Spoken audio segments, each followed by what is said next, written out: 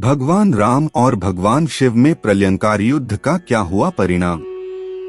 रामायण के उत्तरार्ध में एक वक्त ऐसा भी आता है जब विष्णु अवतार राम और स्वयं महादेव के बीच न चाहते हुए भी भयंकर युद्ध होता है। आखिर क्यों होता है यह युद्ध और क्या निकलता है इसका परिणाम, जानने के लिए पढ़ते हैं यह पौराणिक कथा। बात उन दिनों की है जब श्री राम का अश्वमेध यज्ञ चल रहा था। श्री राम के अनुज शत्रुघ्न के नेतृत्व में असंख्य वीरों की सेना सारे प्रदेश को विजित करती जा रही थी जहां भी यज्ञ का अश्व जा रहा था। इस क्रम में कई राजाओं के द्वारा यज्ञ का घोड़ा पकड़ा गया, लेकिन अयोध्या की सेना के आगे उन्हें झुकना पड़ा। शत्रुघ्न के अलावा सेना में हनुमान, सुग्रीव और भारत पुत्र पुष्कल सहित कई महारथी उपस्थित थे जिन्हें जीतना देवताओं के लिए भी संभव नहीं था। कई जगह भ्रमण करने के बाद यज्ञ का घोड़ा देवपुर पहुंचा जहां राजा वीरमणि का राज्य था। राजा वीरमणि अति धर्मनिष्ठ तथा श्री राम एवं महादेव के अनन्य भक्त थे। उनके दो पुत्र रुक्मांगद और शुभंगद वीरों में श्रेष्ठ थे।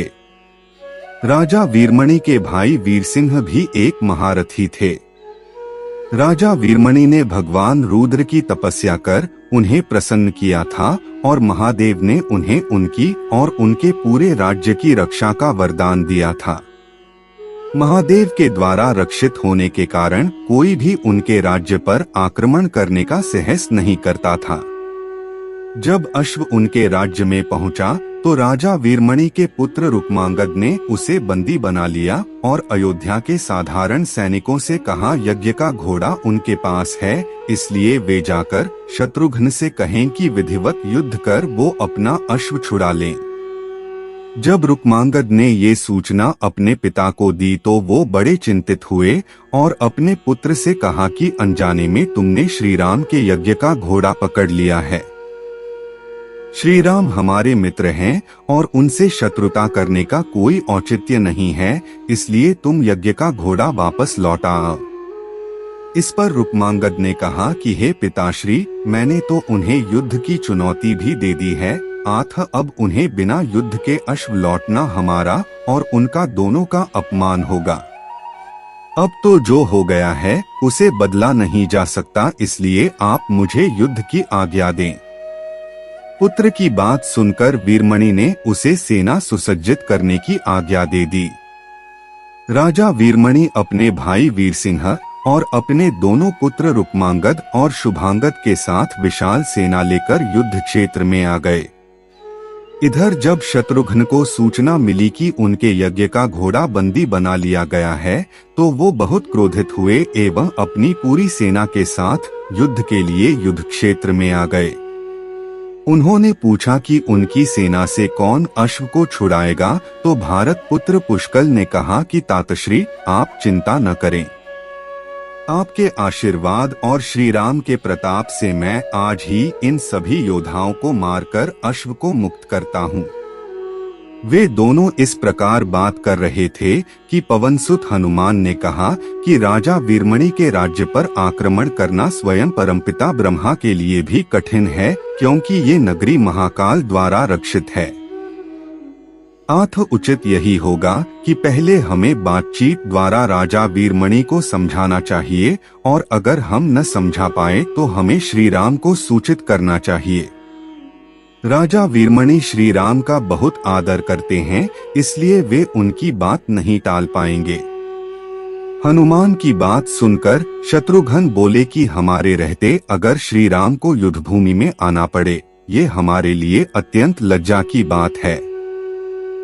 अब जो भी हो हमें युद्ध तो करना ही पड़ेगा। ये कहकर वे सेना सहित युद्ध भूमि में पहुंच गए। भयानक युद्ध छिड़ गया। भरत पुत्र पुष्कल सीधा जाकर राजा वीरमणि से भिड़ गया। दोनों अतुलनीय वीर थे।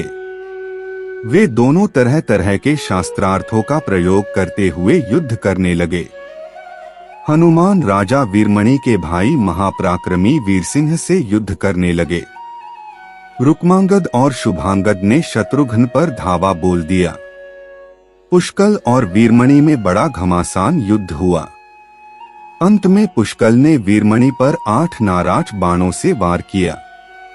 इस वार को राजा वीरमणि सह नहीं पाए और मूर्छित होकर अपने रथ पर गिर पड़े। वीरसिंह ने हनुमान पर कई अस्त्रों का प्रयोग किया पर उन्हें कोई हानि न पहुंचा सके। हनुमान ने एक विकट पेड़ से वीरसिंह पर वार किया, इससे वीरसिंह रक्तवमन करते हुए मूर्छित हो गए। उधर श्री शत्रुघ्न और राजा वीरमणि के पुत्रों में असाधारण युद्ध चल रहा था। अंत में कोई चारा न देखकर शत्रुघ्न ने दोनों भाइयों को नागपाश में बांध लिया। अपनी विजय देखकर शत्रुघ्न की सेना के सभी वीर सिंहनाद करने लगे। उधर राजा वीरमणि की मूर्छा दूर हुई तो उन्होंने देखा कि उनकी सेना हार के कगार पर है। ये देखकर उन्होंने भगवान रुद्र का स्मरण किया। महादेव ने अपने भक्त को मुसीबत में जानकर वीरभद्र के नेतृत्व में नंदी, भृंगी सहित सारे गणों को युद्ध क्षेत्र में भेज दिया। महाकाल के सारे अनुचर उनकी जय जयकार करते हुए अयोध्या की सेना पर टूट पड़े। शत्रुघ्न, हनुमान और बाकी योद्धाओं को लगा कि जैसे प्रलय आ गया है।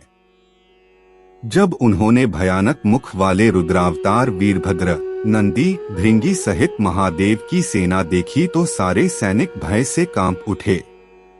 शत्रुघ्न ने हनुमान से कहा कि जिस वीरभद्र ने बात ही बात में दक्ष प्रजापति की मस्तक काट डाला था और जो तेज और समता में स्वयं महाकाल के समान है, उसे युद्ध में कैसे हराया जा सकता है।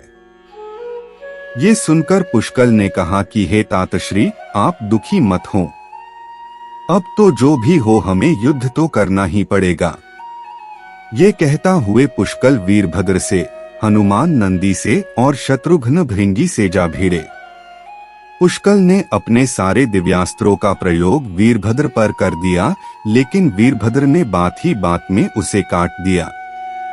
उन्होंने पुष्कल से कहा कि हे बालक, अभी तुम्हारी आयु मृत्यु को प्राप्त होने की नहीं हुई है, इसलिए युद्ध क्षेत्र से हट जाओ। उसी समय पुष्कल ने वीरभद्र पर शक्ति से प्रहार किया, जो सीधे उनके मर्मस्थान पर जाकर लगा। इसके बाद वीरभद्र ने क्रोध से थर्राते हुए एक त्रिशूल से पुष्कल का मस्तक काट लिया और भयानक सिंहनाद किया। उधर भृंगी आदि गणों ने शत्रुघ्न पर भयानक आक्रमण कर दिया। अंत में भृंगी ने महादेव के दिए पाश में शत्रुघ्न को बांध दिया। हनुमान अपनी पूरी शक्ति से नंदी से युद्ध कर रहे थे। उन दोनों ने ऐसा युद्ध किया जैसा पहले किसी ने नहीं किया था। दोनों श्री राम के भक्त थे और महादेव के तेज से उत्पन्न हुए थे। काफी देर लड़ने के बाद कोई और उपाय न देखकर नंदी ने शिवास्त्र के प्रयोग कर हनुमान को पराभूत कर दिया। अयोध्या के सेना की हार देखकर राजा वीरमणि की सेना में जबरदस्त उत्साह आ गया और वे बाकी बचे सैनिकों पर टूट पड़े। ये देखकर हनुमान ने शत्रुघ्न से कहा कि मैंने आपसे पहले ही कहा था कि ये नगरी महाकाल द्वारा रक्षित है, लेकिन आपने मेरी बात नहीं मानी। अब इस संकट से बचाव का एक ही उपाय कि हम सब श्री राम को याद करें। ऐसा सुनते ही सारे सैनिक शत्रुघ्न, पुष्कल एवं हनुमान सहित श्री राम को याद करने लगे।